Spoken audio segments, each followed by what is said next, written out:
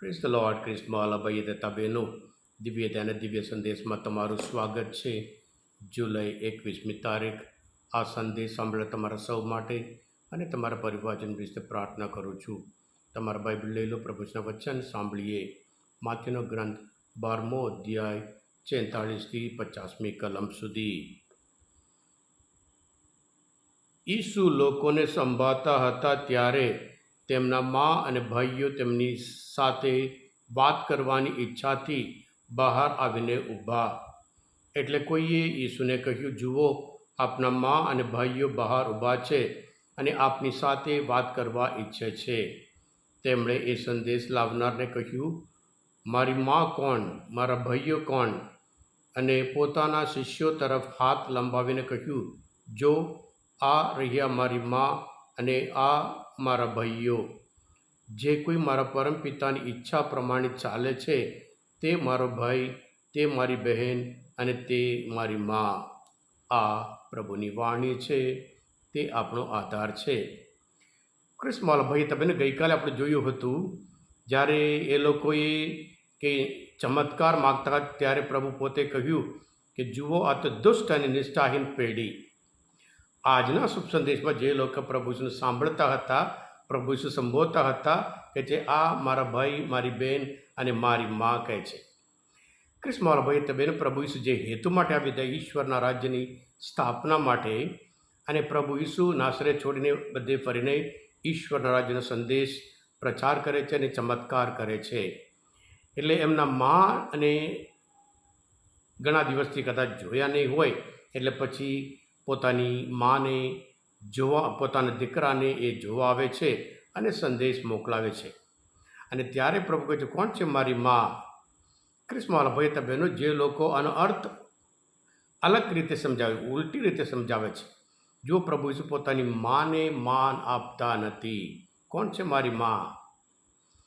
ઈશ્વર પોતે આજ્ઞા આપી મા બાપને માન આપવું, એ પ્રભુ ઈસુ પોતાની માને અપમાન ન કરી શકે.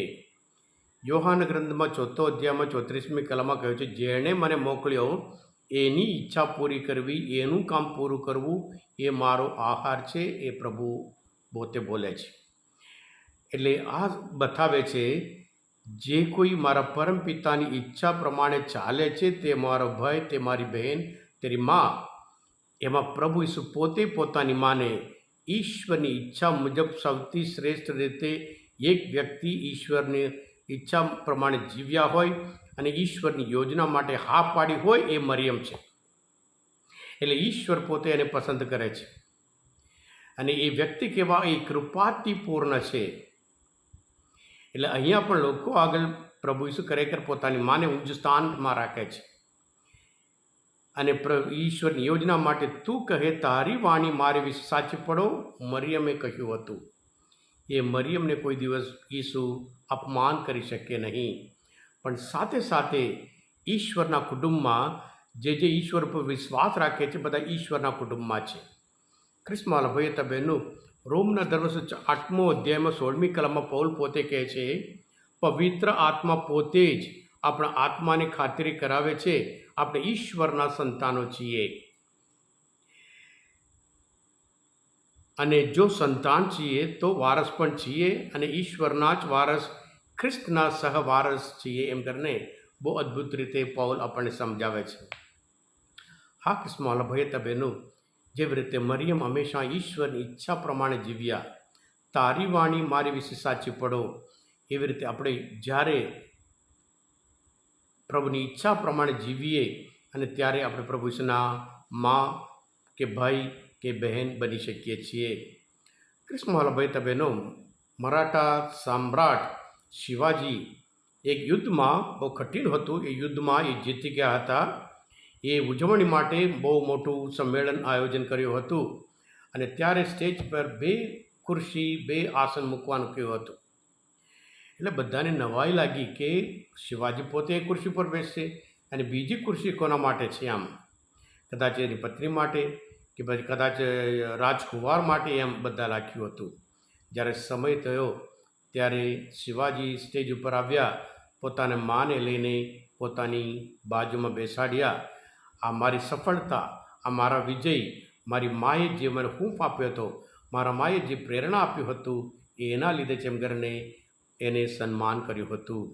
ક્રિસ્માલ ભાઈ બહેનો, આપણે પણ હંમેશા ઈશ્વરની ઈચ્છા પ્રમાણે જીવીએ. પ્રભુ ઈસુ પોતે ગેત્સેમની બગીચામાં કહે છે, જો પ્રભુ તમારી ઈચ્છા ના હોય આ પ્યાલો મારેથી તમારે ખસેડી દો, પણ જો તમારી ઈચ્છા હોય તો હું તૈયાર છું એમ કરીને. એટલે હંમેશા ઈશ્વરની ઈચ્છા અને ઈશ્વરની યોજના પ્રમાણે જીવીએ.